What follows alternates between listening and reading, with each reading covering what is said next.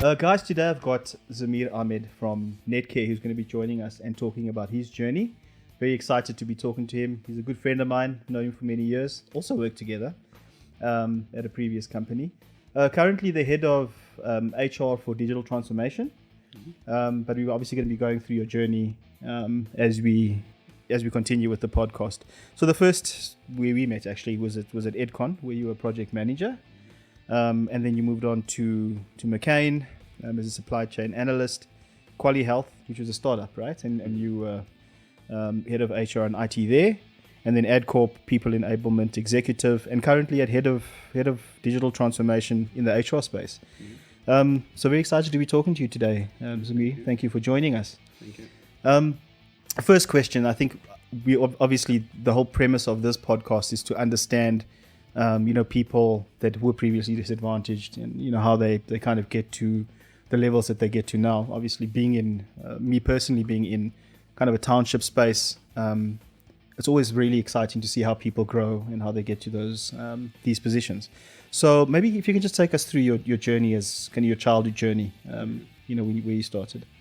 Yeah, thank you. Thank you for the opportunity. I think I appreciate sharing my story. I'm Pretoria, born, bred, and Lowbudder and everything else included. So basically my origins is from a town called Lodium in Pretoria. Group Areas Act moved the Indian community to that space. And effectively it's a community, and that's what it is, and it's what I grew up into. My dad was one of 12 children, my mom one of 9 children. So you can see we never had television in the home for the early days. I effectively say I grew up in a village, in the home that I was raised in. It was my dad, and he had 2 brothers, so their partners, and then any of his sisters that were not married. So at any point in time, I had like 10 people looking after me, and all the other children that was in there. So raised by a village. So raised by a village in that way, and I think it probably gave me my first core value that I live by, and that's family. Because what I could see is, even though we didn't have much, we had a lot, and we had a lot in that we had a group of people around me. They were my cousins, my aunts, my uncles, that we just had fun. Time went, you enjoyed stuff. And through the struggles that they obviously were going through in terms of my dad, my mom, and my aunts and uncles, you never saw that. What we saw was a home filled with energy, so many people in the home, with fun, because we were so many cousins playing around and doing that there. But also the surrounding area in which I grew in. I mean, we were in the park, from the morning until sunset, and I still remember getting scolding for coming back after dark and doing all of that. But that's how the dynamic of social relationships kind of build, because when you don't have much, you make the most of what you have. And you go through and you find those kind of common people that kind of resonates with you and you enjoy. So I think my upbringing was definitely one of little but lot. And little in the sense of a material environment, but a lot in the sense of the environment that I was brought up in gave me the structure that I feel has made me successful today. A lot of that is down to my father and my mother. Effectively, my dad worked 7 days a week.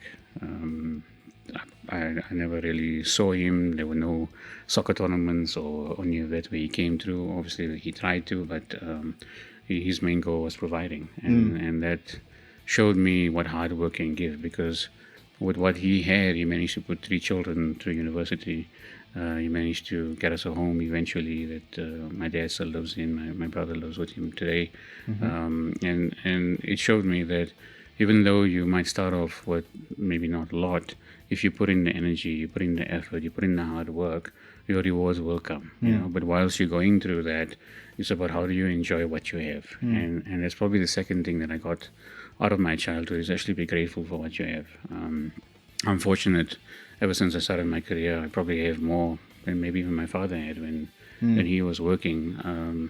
And we get caught in the social climate of the world and start chasing the world a little bit for a while there. But I think now when I reflect and where I am today in my life, it's just appreciating what I have and still being ambitious, still wanting more, still trying to strive and achieve. But growing up in an environment that didn't have a lot but gave me a lot gives me that kind of foundation today, that even for my kids, whilst I obviously spoiled them a bit too much.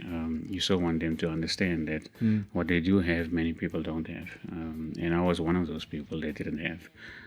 Probably had my first holiday after I worked for 3 months to try and save money to go for holiday. Took a bus, went to Durban, did that there. But when I reflect on it, it wasn't because my dad didn't want to give me or my mom didn't want to give me. It was because they were making the most of what they had. Exactly. And that's how I see it. So I look at my childhood with actually a lot of fondness in that way, because whilst there wasn't flashy holidays or flashy things in the home or buying the latest shoes or techies or sneakers or anything else this year, there was a lot of joy that came with it. And until today, my best friends are my family. Whilst I have colleagues and networks and everything else this year, I still anchor to my family. Just last night I came off pedal with my closest cousins, and that's a social time that we bond and spend time afterwards. So I'm grateful for what it is. I think it taught me a lot of resilience in pushing through. I think my dad was very open about the state and conditions in terms of what he could offer and provide us. So it made me realize very early that sometimes you don't have, and it's a period of time, and there'll be times when you have, and then what you have sometimes get taken away from you. So it's always about appreciating that moment, appreciating what you have, and maximizing what you can out of it. And I think if you anchor it in family, you anchor it in gratitude, it provides you a strong foundation to tackle any challenges that are going forward. Because they say blood is thicker than water, and in truth, I've experienced that. I've had my lows. As any kid in school and anyone in university that you have, there's new challenges of life. But I know my family was always there to support me, provide me the anchor, and also sometimes pull me straight. We get a little bit naughty here and there, but I had a good foundation in that way. Awesome. So, what I'm picking from the conversation that you're talking about is obviously a very strong sense of family. Gratitude, obviously very important. We actually spoke to somebody else a couple of weeks ago, Temba Nkuna, who was also talking about gratitude. How important it is, for his growth, etc. But kind of what I'm picking up from you is the gratitude and family. That's kind of that springboard to give you that ambitious or that ambition that you've had to get you where you are now. I think one more element of it was my dad got us a home, but he built it over a long time. And there were days where he was like, I don't think I can do this. I don't have the means for doing it. And it showed me how resilient he was, because he obviously went through a lot when you're trying to provide for a family, trying to give us what he could, but also trying to give us a future and build a home. The home I grew up in until I was 16 years old, we were probably 20 people in the house at a point in time. And as we grew up and became older, and obviously my cousins became older, the space wasn't there, and he had to find a way in a medium of finding our own space in that way. So for him to persevere and push through where he had doubts and moments that says, I don't think I can do this, to us moving into the home in 99 and starting to live our own life as a family of 5 is massive. And till today, every Monday we have supper together, still keep the bond, still keep it understanding, and it shows me that there are tough times. Life is not at all times difficult, but life is difficult, and when you are in those moments, there's always positive things that runs through that there. So what you focus on grows, in my opinion. So if you're going to focus on the challenges that you have, and all you're going to have is challenges, but if you can focus on the opportunities in those challenges, I think you're going to find a lot of positive even in that moment. So it's actually an interesting thing that I heard a talk probably about a year or so ago, and they always say that in the Western world of saying things is life is like a roller coaster, the ups and the downs and everything else of this. But that talk actually gave me perspective to say it's more like a railway line. And a railway line is 2 lines running parallel. So at any point in time, you have good and bad at the same point in time. So if you on the high, there's probably something bad, but because you're focusing on all the great stuff that you have, that small things that are troubling you are not there. But when we have a lot of bad things or negative things that happen to us, we tend to focus on that and forget there's actually good things in there. So seeing that kind of perseverance and resilience that he showed in making sure that home eventually was built as the home we're living in, or he's living in now, at least for the last 20 odd years, it's amazing. Sure. 1999, over 20 years ago. That's That's embarrassing for me. Just shows my age. Yeah, and I think that gratitude component, and I know you focused on the positivity and the negativity, and again, it's a kind of common theme that's running through the series as we're speaking to people about how positivity kind of attracts positivity, and even if you don't believe that, negativity definitely attracts negativity. So, obviously staying positive, it has been a key theme in my kind of career. And it sounds like it's the same with you. Yeah. So maybe we can jump straight into your career and maybe just go through your journey, and talk through from where you started, and maybe some challenges that you experienced as you were going through it, and then where you are now. Yeah, look, I always, if you had to look at my CV, you'll probably think I'm confused, especially in my early days. You're like, what is this guy doing? So I studied BCom informatics. I did honors, so IT was something that I wanted to do. And I enjoyed the studying component of it, and I said, this is a career I want to make. But how life is, probably stay without a job for a long time. And in that time, I said, okay, let me do my honors while I don't have a job. Did my honors and still didn't have a job. So I got lucky. Started my early career at ABSA, where a lady was going on maternity leave, and they needed someone to step in for the period of time that she was in there. But it was my opportunity to actually show who I am, and I think that upbringing of seeing how my dad has raised us and my mom has raised us, and how my family has grown from having little. I worked hard in it 4 months, and eventually they actually offered me a role permanently to say that, okay, we actually want to do that. But then I probably made the most silliest career. It didn't turn out to be a mistake, but it was the silliest career decision I ever made. And it's for that reason that when we talk a little bit later on about how we pay things forward is what I focus on, is that I actually changed jobs to work at Edcon for the first time. I worked at Edcon for 2 cycles. And the first time I went to there was because at that point in time I was seeing somebody that was living in Joburg. And it was like, okay, Pretoria to Joburg kind of trekking is a bit hectic. And took a job. Net salary was actually less than what I was earning at that point in time. But hey, I was close to someone that I liked. And that relationship didn't work out too. So this shows that sometimes you make it for the wrong reasons. But I got very fortunate. I think Edcon was a company, I loved it. The retail, the energy, the vibe. It was just fantastic. And to be honest with you, those early days of my career, it was just upward trajectory. I think the foundation that I grew up with just pushed me more and more. And I wanted to show how good I am. I wanted to show what I can do, and I was just like a sponge, learning stuff and doing stuff, working hours that were crazy, but not because the company wanted me to, but because I wanted to uplift myself. I wanted to grow. I wanted to be ambitious and achieve stuff, and it was beautiful, career growing. Then I got an opportunity at ABSA, did a management development program in proper IT. So when I went to Edcon, it was a HR position. And, when I was in university, I thought HR is, not something I want to do. And trust me, when I was younger, I wasn't a people's person. I've grown and evolved to be more of a people's person. But in my young days, I was really not a people's person. And ABSA gave me the opportunity to go into IT, business analyst, what I studied, what I wanted to do in financial institution. And I went into it, and I think about 10 months later was the financial crisis. So 2008, so how the banks were heavily affected. I was a little bit uncomfortable, and then I got the opportunity that I studied for a consultant job, so went for the consultant job, and then Edcon called me back, and I went back, and I loved it. I think first 9 years of my career, I can't even talk about an obstacle because it was just beautiful, It was just awesome. Obviously there were challenges in between, but nothing, I would say, fundamental. I think a lot of the good learnings I got in that first period of time was how when you drive and you push yourself, reward, does come your way, and how you network, how you engage, and how you learn. But it takes you to own your career. Yes. And that's what I did. I owned my career. I didn't leave it in the hands of my manager. I didn't leave it in the hands of the company. I was like, this is what I want to do, and I chased it. And it grew so well that I was group project manager of all HR projects in Edcon. And Edcon was a 20,000 odd company. It was massive, about it, 1,200 stores, biggest retailer in South Africa. You were working in the head office. It was fantastic. And then I went and did my MBA in 2014, 2015.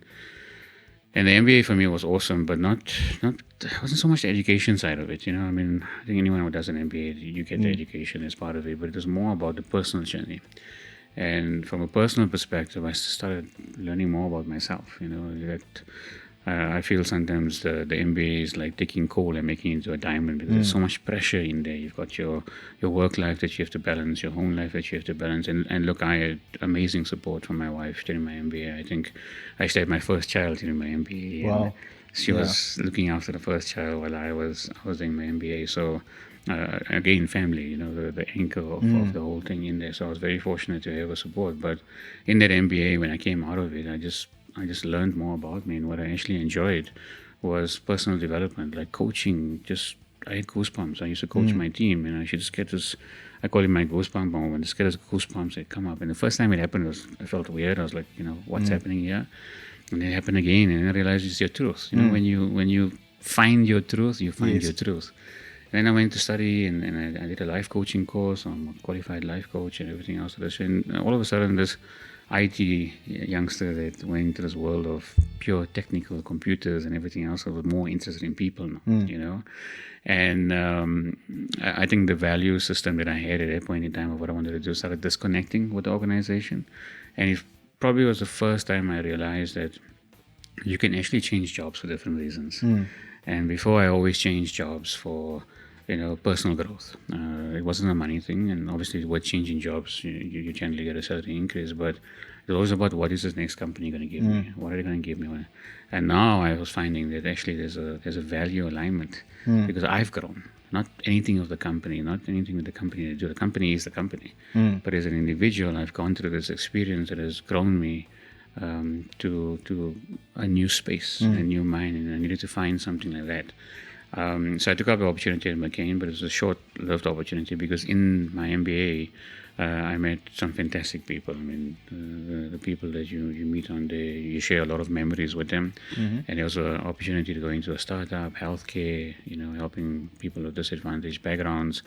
And when you feel like this is the fulfilling moment, this is I'm getting the career part and I'm getting the fulfilling part. Not often you can get it in a job. Normally you must do your job and go and do some volunteer work, or do some other work on the side. Here, in one kill two birds with one stone kind of scenario, I could potentially get that. And it was amazing, the initial experience. Unfortunately, it didn't work out, but I think that period of time was probably my best period of time, because I learned so much about it, but also my most difficult period of time, because I took a risk. I grew up in an environment that was risk averse, because we didn't have much. So when you did get it little, you weren't gambling your money. You weren't taking chances in that way. So when I see my dad and I see my family growing up, it was about being very calculated, saving. Like when I started working, the first thing was like, okay, I'll save for a car, and then save for a wedding, and save for this. And you're always saving. You weren't actually making your money sweat, for lack of a better word. But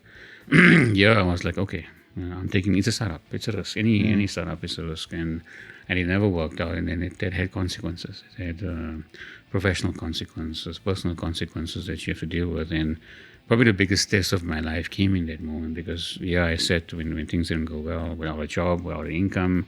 I just had my second child by then, so I bought my first home. So now, in my first home, in my mind, was my live forever home, because I made it. You worked all hard, you did all of this. I made it. I got my home, beautiful home with a swimming pool outside, and now it's all gone. Don't have the home anymore. Don't have the salary on a month-to-month basis. I started doing construction work. Yeah, okay. Never done construction. When my dad found out I was doing construction, he was like in shock, because he was like, I've never seen you do anything like this. And he's a carpenter, so he's actually very much with his hands. But I think I saw him work so hard with his hands that I said, I never want to work so hard. I want a Monday to Friday job, and I want to sit on Saturday and Sunday, relax, be with my family, do whatever I can. But I didn't want to work 7 days a week. It's like, as much as everything he gave me was great, the one thing I didn't want is how hard he worked. Yes. So I worked hard in my own way, but I wanted a Monday to Friday job, and if I worked on the weekend, it was my choice. It wasn't because I had to provide or I had to do this. So now I take up construction. find guys and get From a painter IT to here. construction. Yeah, get guys and painter and a plumber and a this. And look, I was very lucky again, family giving you opportunity to do fix-ups and stuff and everything else in that way.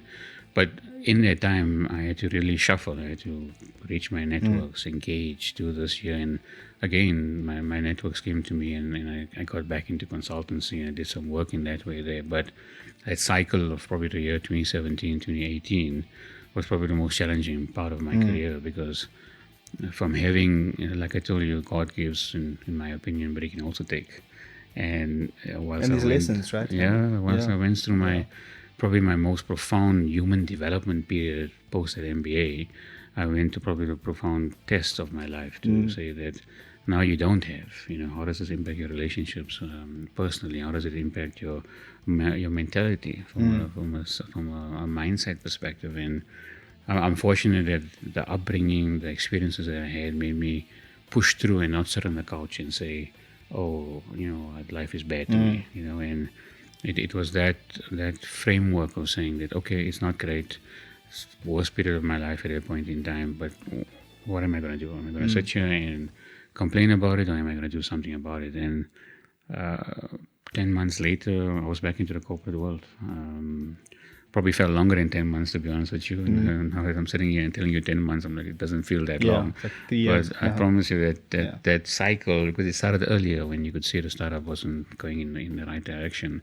So probably a full 12 to 15 month process. But it's just when you then get that opportunity again, when I got back into corporate and I joined EdCorp at that point in time, I promise you I jumped into it, and I did, and I pushed myself, and I just to get back. And in a way, it was also a confidence builder, because when you go through that cycle, that confident person that I was, and like I told you, the early years of my career was just progression. And I mean, you can imagine the ego that builds up with humans, and when you come from little and now you have more than what you had before, that ego just sometimes get fueled.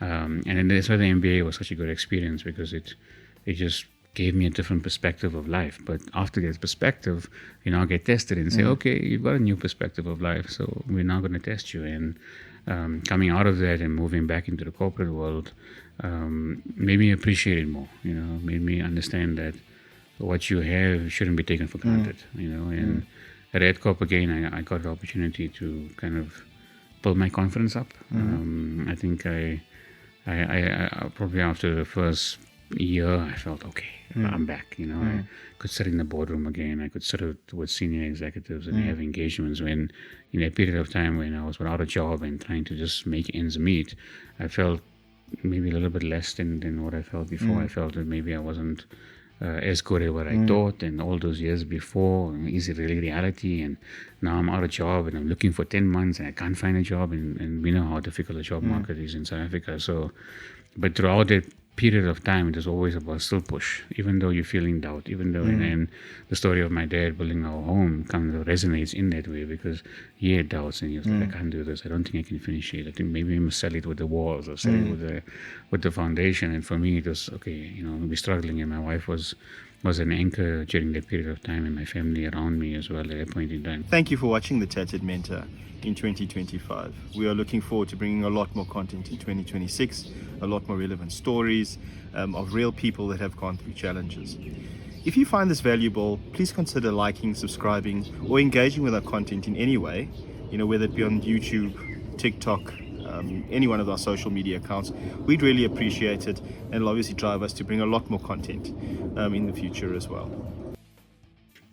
Very fortunate that once I got back into corporate, it was now, okay, I need to make an impact and understand what that impact is. And for the first time when I joined EdCorp, I started reflecting on what my brand is. Before it was about just excelling, just doing well, pushing hard and driving for what you want to achieve. And now I started understanding that it's not a singular moment. It's not just about I'm working for this company, what it is. I don't want to be known as Zameer that works for a company. I want to be known as Zameer. And now I understand me even better. So the journey of transformation as an individual goes to different layers and different elements of it. So started from the upbringing and understanding, what you have, and we all have different upbringings in that way. But even once I got the opportunity to have more than what I had before, I still have to go through that evolution and transition in that way. So what I now appreciate about the journey that I've taken to date is that in all of that, there's another layer that needs to be peeled. There's another layer that needs to be understood. So I don't take it for granted anymore that I've arrived or I've made it, or as a human perspective, I can't learn more about myself. I can't learn more about life. So I'm now more open to that, and I try and leverage that understanding in building my brand to engage with people and find like-minded people. So this conversation for me is a like-minded people conversation.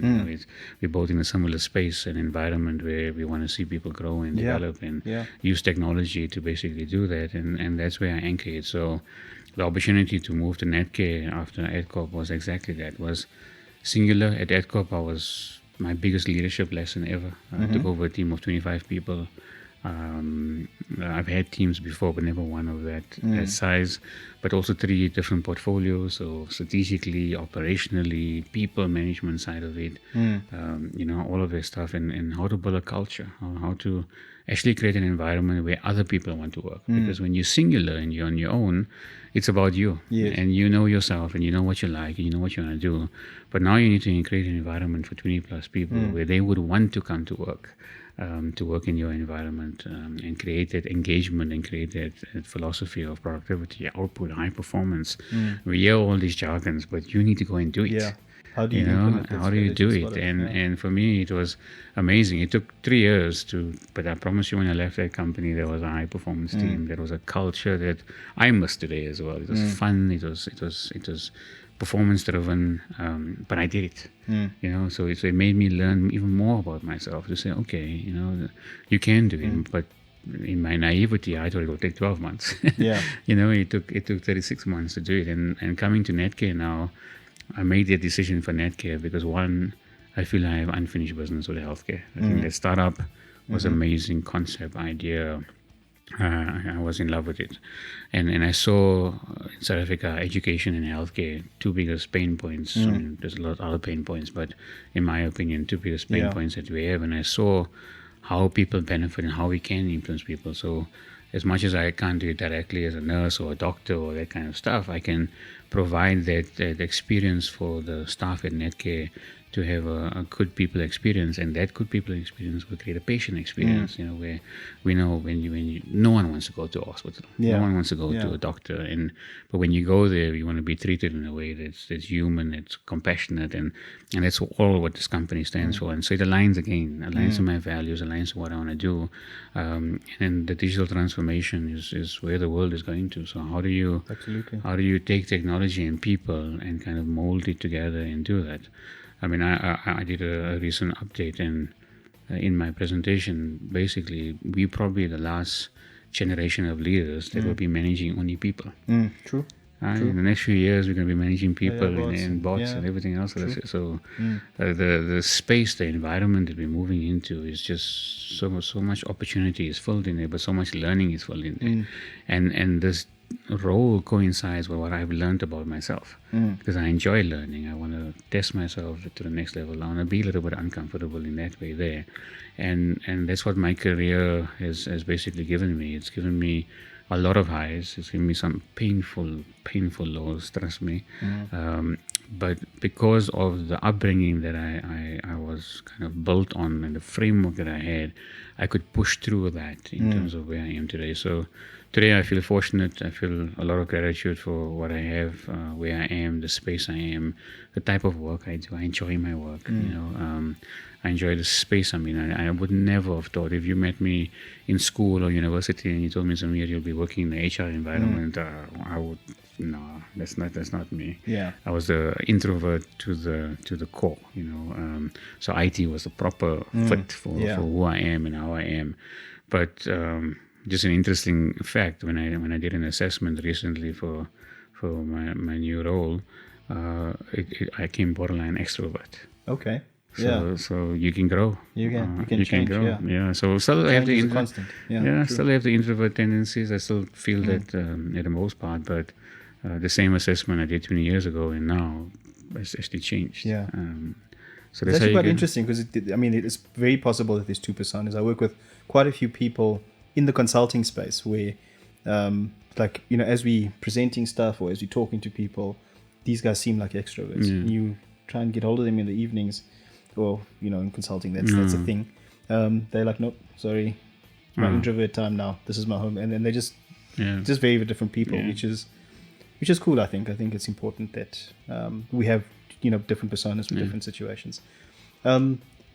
Just if I can encompass my understanding of your growth in the from the beginning to the end, I think two of the key things that I'd like to pick up on is firstly hard work, proving yourself. You spoke about that at ABSA, as well as when you went to EdCon, and then obviously after this whole startup thing. Now when you started AdCorp as well, where you kind of maybe took a step back and then grew into your role as you went forward.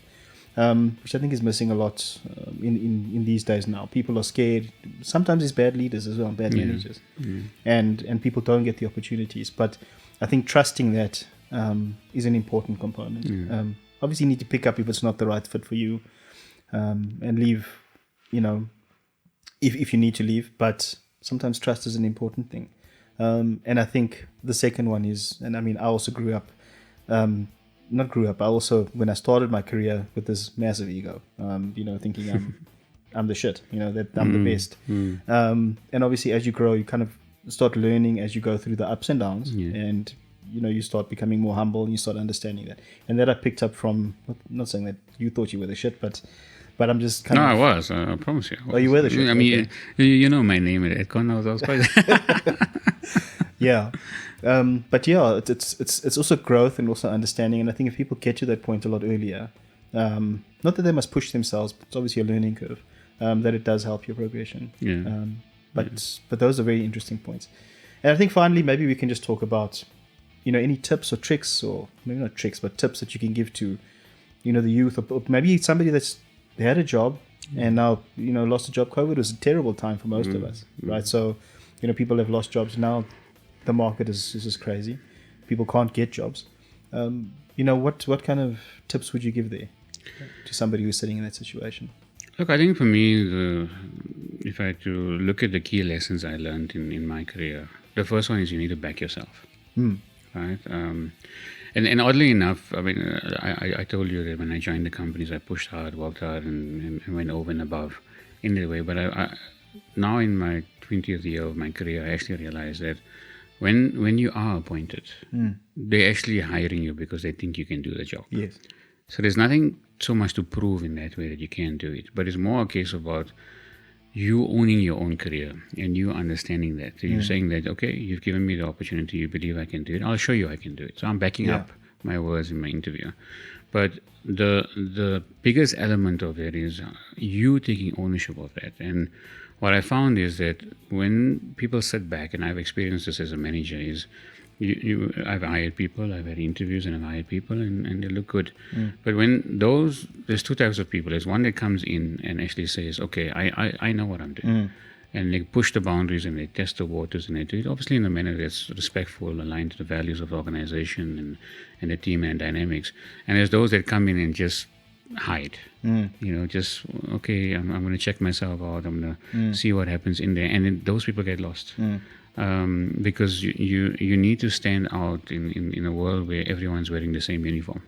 If you don't actually do something that makes you visible in an environment, and visible for the right reason. So I've experienced people, there's a colleague of mine I used to work with in the past. Every meeting he had to say something. He had to say something. But there was actually nothing to be said. Yeah.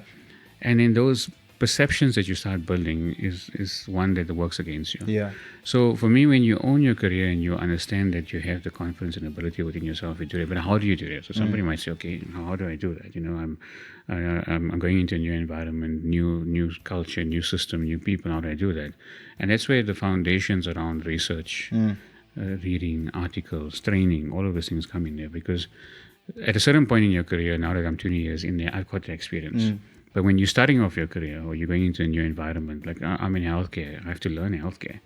like just things that you learn in healthcare that we go to the hospital, but there's other things in there that we don't know about.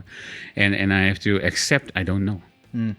So when you know what you don't know, and it's cliche, when you know what you don't know and you know what you know, kind of component in there, but then do something about it. It's not a case about let the organization train me or let the company train me or let the person train me. It's a case of, okay, I know I don't know this. What can I do? I can either go online. I mean, when we started working, there wasn't resources like there is today, So the resources that we have, you've got YouTube, Google, so many other resources. And that free you have. courses, just so many open courses. Exactly. And even with the IT, with AI and people getting nervous and uncomfortable with it, then do the research. Go in ChatGPT, even if you don't want to go into a full course, and ChatGPT it and say, tell me about what augmented reality is, or what AI is, or what's a bot, or what's an agent, or what's this here. Because when you start getting comfortable, and I think that's the biggest thing that people need to understand, change is constant. So when you change organizations, or you move organizations, or you go university to work, or you go from school to university, it's a change. But it's uncomfortable. And the only way you can become comfortable with change is when you prepare yourself enough. So the biggest thing that I've kind of would like to share to anyone in there is to actually put in the effort in readying yourself for that change, putting the effort in getting comfortable.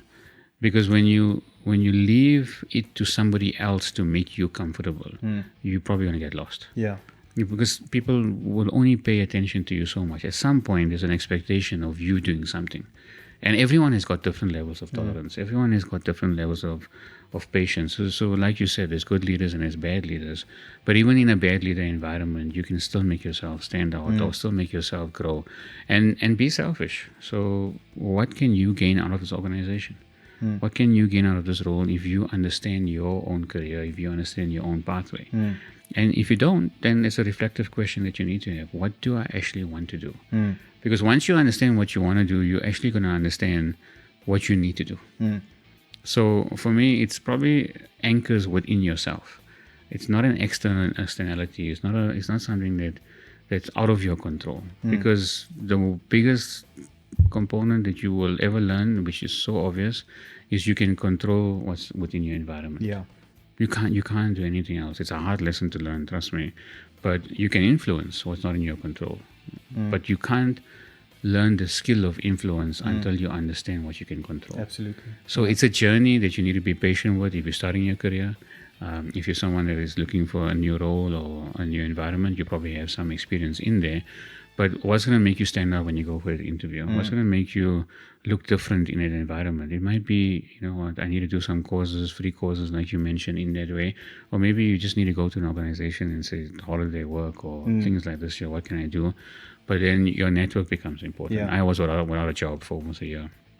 My network, the people that I had around me were important. So socially, like I said, I was an introvert as well. But you still have to build networks. You still have to build relationships. Yeah. So I think we live in a world, especially the generation Gen Zs now that are coming through, behind a phone, behind a screen, behind all of that day. And I think the social component probably lacks in there of how to build relationships. They're probably very good at building relationships digitally, in social there, media, but how do you build relationships in person? And it's probably one of the biggest things that I feel is lacking for our youth today, in all honesty, is the social skills, the soft skills. So our schooling curriculum, everything else gives them the hard skills of what's maths and science and bio and Pythagoras.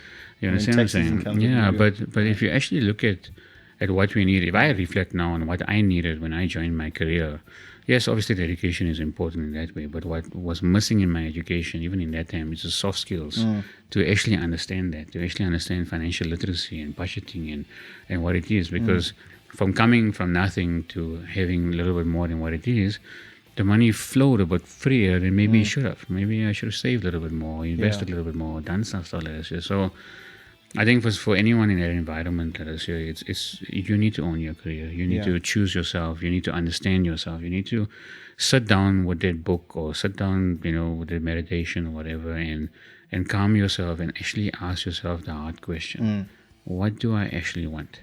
What is driving me for this? And sometimes, look, when we don't have what's just driving us is to at least have a salary, have a job in that way, and it's fine. You know what I'm saying? But once you get there, that means you want to keep it.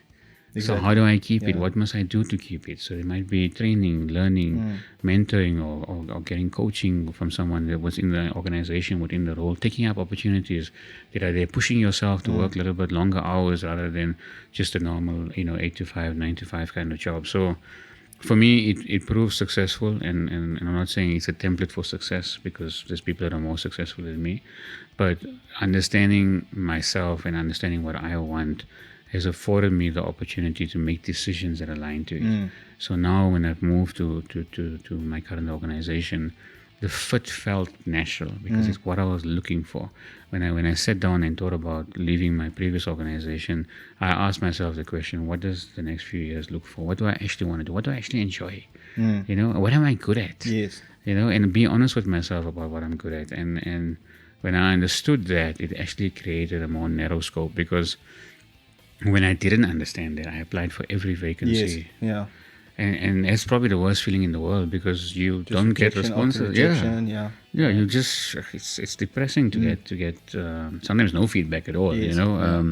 So but when you narrowed it and I understood it, and I even understood the environments I want to work in, and Netcare fits it: healthcare, unfinished business, digital transformation, IT, HR. Started liking people, like coaching, like doing this here.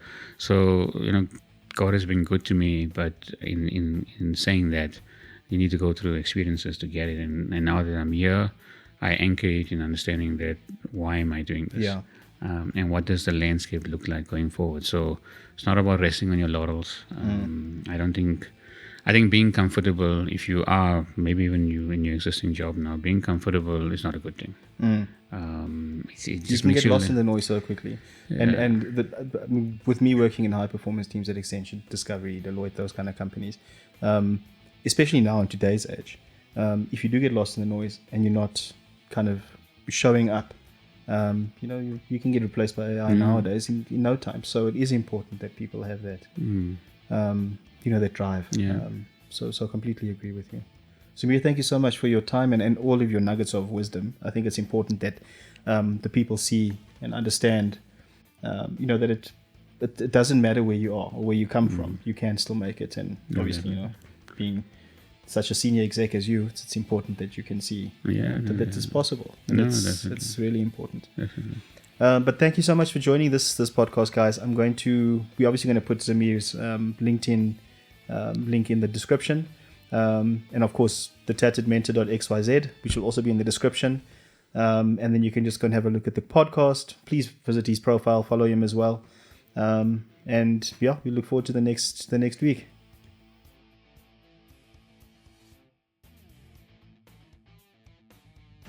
Serious nuggets of wisdom there. Thanks, man.